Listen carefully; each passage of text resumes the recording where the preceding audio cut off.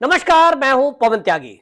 आम आदमी पार्टी के सांसद संजय सिंह को सुप्रीम कोर्ट से करारा झटका लगा है।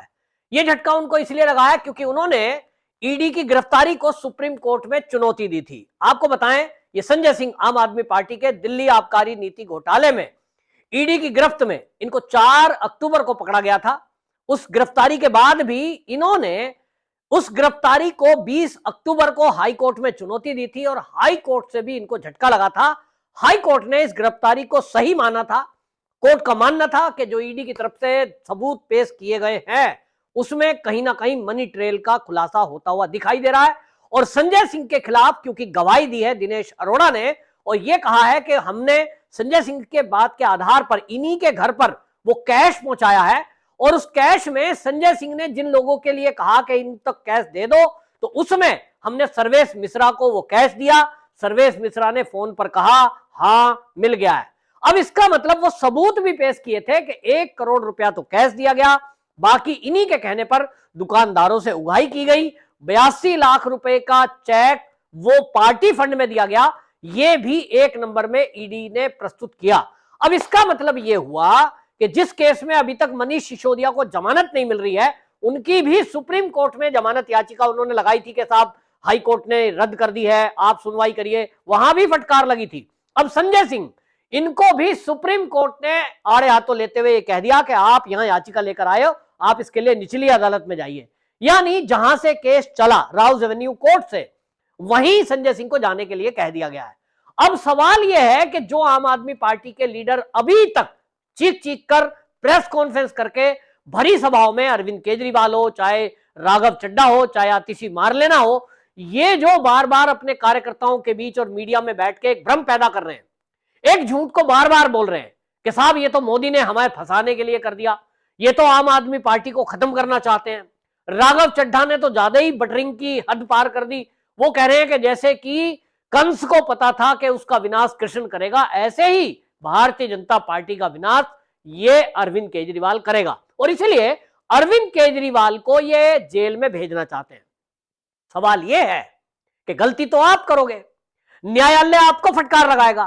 अब मुझे एक सवाल मैं बार बार पूछता हूं, आम आदमी पार्टी का कोई भी कार्यकर्ता बताए, ये जितने लोग इनके सामने बैठते हैं ये बताएं जरा कि क्या कोर्ट में जो जज साहब बैठे हुए हैं जो इनको बार बार फटकार लगा रहे हैं, और आप देखिए सुप्रीम कोर्ट में ये गए किस लिए थे? ये गए थे कि हम एप्लीकेशन लगाएंगे और एप्लीकेशन लगाकर इनका वकील कहेगा देखो जी हमें तो फर्जी केस में फंसा दिया और भाजपा हमसे डरी हुई है, हमारे ऊपर आरोप लगा दिए और हमें जमानत दे दी जाए। इनको उम्मीद थी कि तत्काल जाते ही जमानत मिल जाएगी, लेकिन हुआ क्या है? आप ये जानकर आश्चर्यचकित रह जाएंगे कि सुप्रीम कोर्ट ने भी तत्काल सुनवाई को मना कर दिया। और कब इनकी तारीख लगाई है? ईडी को नोटिस जारी कर दिया और कह दिया कि आपको हम जो है अभी दिसंबर के दूसरे सप्ताह में, यानी 15 दिसंबर के आसपास वो तारीख लगेगी। तो अब आप समझ लीजिए, अभी सुप्रीम कोर्ट में ये गए थे उम्मीद से कि इनको 2-4 दिन के अंदर जमानत मिल जाएगी। अभी 20 तारीख है, इसके बाद 10 दिन तो इसी महीने के रह गए और 15 दिन उधर लगा लीजिए, यानी 25 दिन तक कोई राहत मिलने से रही। इसी तरह जो मनीष सिसोदिया की एप्लीकेशन लेकर ये सुप्रीम कोर्ट गए थे, वहां क्या कहा गया? उन्होंने कहा 3 महीने से पहले तो इधर आना भी मत। 3 महीने, क्योंकि देख लिया कि बार बार आप लोगों को ये जो है एक आदत पड़ गई है कि निचली अदालत आपकी जमानत याचिका रद्द करती है तो आप हाई कोर्ट अपील करते हो, हाई कोर्ट रद्द करती है तो सुप्रीम कोर्ट पहुंच जाते हो और कहीं ना कहीं आपको लगता है कि इसमें सुनवाई होगी। लेकिन आपको बता दूं, पहले की जमानत याचिकाओं में और आज हालात काफी बदल चुके हैं। अब तो जो ये याचिका रद्द हुई है, निश्चित जान लीजिए कि संजय सिंह का छूटना इतना आसान नहीं है। मनीष सिसोदिया भी केवल इस बिना पर उनको जमानत मिल सकती है, मिलने की गारंटी नहीं है, मिल सकती है क्योंकि उनके वकील के थ्रू उन्होंने ये कह दिया कि मेरा दोष अकेले का नहीं है, ये मंत्रिमंडल का फैसला था, जो आबकारी नीति नहीं बनाई गई। यानी अब मुसीबत ट्रांसफर कहां होने वाली है? जो बाकी के मंत्री हैं, जिसमें कैलाश गहलोत भी है।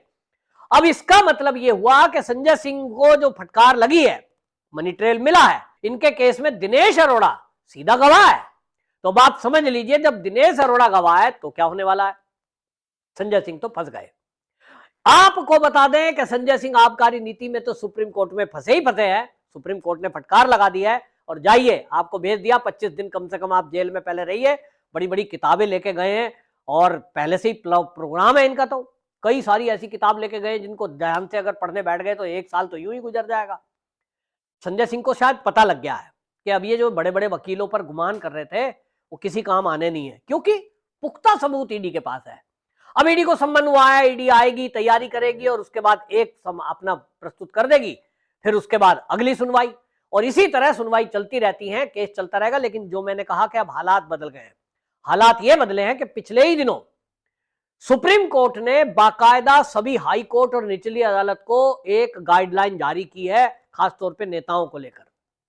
उसने एक गाइडलाइन की है कि कोई भी अपनी मर्जी से इन नेताओं के केस में, एमपी एमएलए केस में, कोई भी इनको जमानत देने में कोताही नहीं बरतेगा, यानी जल्दबाजी नहीं करेगा कि निचली अदालत ने रद्द की है तो हाई कोर्ट ने उसको स्वीकार कर लिया है। और दूसरी बात यह भी तय हुआ है अब सुप्रीम कोर्ट की तरफ से कि जितने भी ये राजनीतिक नेता हैं, ये हमेशा फायदा क्या उठाते हैं, तारीख लंबी लंबी मिलती है, इनको 1 साल में इनका केस फाइनल करना है। भ्रष्टाचार से जुड़े मामले 1 साल के अंदर फाइनल करने हैं।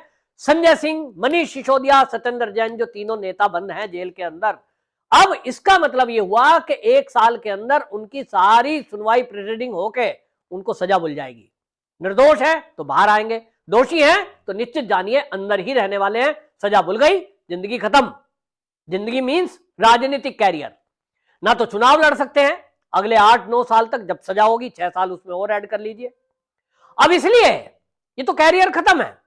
तो फिर अब आप दोष दें बीजेपी को कि साहब बीजेपी ने फर्जी केस कर दिए, इसका मतलब आप समझ लीजिए मनीष सिसोदिया के केस में सुप्रीम कोर्ट ने इनकी जमानत याचिका रद्द की।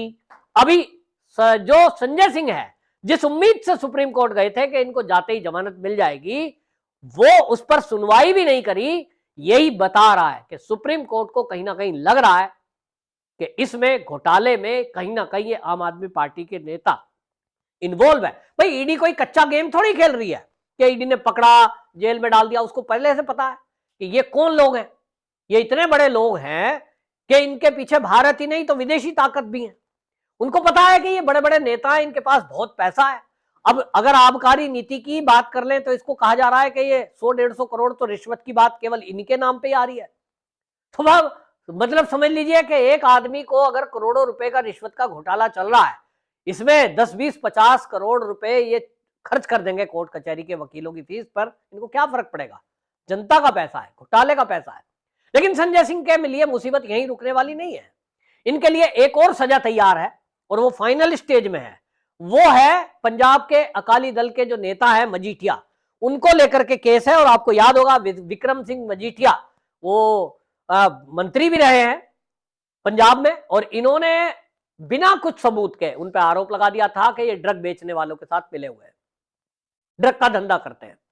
उन्होंने मानहानि का केस कर दिया कि भाई यहां तो सरकार आपकी है, क्या मेरे खिलाफ कोई पुलिस के पास कोई सबूत है? अगर है तो प्रस्तुत करें। मानहानि का केस हो गया है और उस केस में भी आपको बताएं गवाहियां हो चुकी हैं। केस फाइनल स्टेज पर है। फाइनल स्टेज का मतलब सजा मिल सकती है कभी भी। तो संजय सिंह एक तरफ तो ईडी के शिकंजे में है, आबकारी नीति में।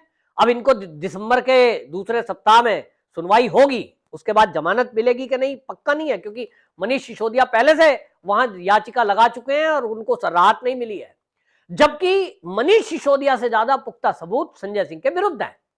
इनके खिलाफ जो गवाह है वो एक तो सरकारी गवाह बन गए, मैंने जैसे बताया दिनेश अरोड़ा, फिर इनके जो 2 लेफ्ट राइट इनके कार्यकर्ता थे, एक तो जो है वो सब जो है वो बता चुके हैं ईडी को सारा काम कि भाई पैसा हमारे खातों में जरूर आया, और एक को तो जो है कंपनी का डायरेक्टर बना दिया किसके कहने से। वो जो पार्टनरशिप में मामला त्यागी जी का था, विवेक त्यागी कह रहा है साहब मेरे पास पैसे कहाँ, मैं तो गरीब किसान का बेटा हूं। तो किसके कहने पे हुआ? संजय सिंह के कहने पे हुआ। संजय सिंह के कहने पे क्यों ले लिया कंपनी ने? डायरेक्टरों में भर्ती कर दिया, उसको शेयर होल्डर बना दिया, क्योंकि शराब घोटाले में उनको कुछ ना कुछ फायदा मिलना था। और फायदा कैसे मिलना था? तो ये जो बार बार मनीष सिसोदिया को ये कहते हैं ना, अंकल जी देखो बच्चे रो रहे थे अंकल जी करके, अरे बड़े अच्छा पढ़ाई करी। आप सबको भ्रमित किया जा रहा है दिल्ली वालों। ये जो आबकारी नीति है ना, इस आबकारी नीति के लिए इन्होंने क्या काम किया इसको समझिए। दिल्ली के 32 जोन बनाए गए, 32 जोन में दिल्ली को बांटा गया, और हर जोन में 27 दुकान खोलने का ठेका दिया गया। सोचिए, हर जोन में 27 दुकान, 32 जोन बनाकर 849 849 ये दुकानें शराब की इन्होंने खोल दी थी। ये पढ़ाने के लक्षण है या ये बच्चों को शराबी बनाने के लक्षण है, ये आप दिल्ली वाले तय करें। लेकिन अब ये जब देख रहे हैं कि एक एक करके जेल में जा रहे हैं, तो इसका ठीकरा कहां फोड़े? मूर्खी जनता होगी जो इनके कहने में आएगी। जो अकलमंद है, थोड़ी बहुत बुद्धि रखते हैं, वो तो समझेंगे कि इन्होंने बच्चों को पढ़ाने का सिस्टम नहीं लागू किया, इन्होंने तो शराबी बनाने का सिस्टम दिल्ली में क्रिएट करने की कोशिश की, गली मोहल्ले में शराब के ठेके खोलकर। शराब खरीदने के लिए जो आयु थी 21 साल की, जो कि और अभी भी आज भी देश में बाकी राज्यों में है, दिल्ली में घटाकर उसको कर दिया इन्होंने 18 साल। क्या करने जा रहे थे? महिलाओं के लिए अलग शराब के ठेके। आमतौर पे जो लड़कियां हैं, महिलाएं हैं, वो शराब के ठेके पे शराब लेने में झिझकें, लेकिन वो शराब पिए और बिना झिझक पिए, उनके लिए ठेके ही अलग खोल दिए। ये कारनामा इन्होंने किया है। आज अब ये अपने ही जाल में फंस गए हैं। और संजय सिंह जो चुनौती दे रहे थे बार बार, अभी भी कहते हैं हम मोदी से डरने वाले नहीं है। भैया, मोदी से काहे को डरते हो? क्यों डरना है? वो तो एक देश के प्रधानमंत्री है, वो हम तो नहीं डरते उनसे, आप भी क्यों डरोगे? आप तो एक सांसद हो। डरो देश के कानून से, डरो गलत कामों से। गलत कामों से आदमी को डरना चाहिए, क्योंकि कर्म का ही फल व्यक्ति को मिलता है। आपकी क्या राय है? कमेंट बॉक्स में जरूर बताएं। वंदे मातरम।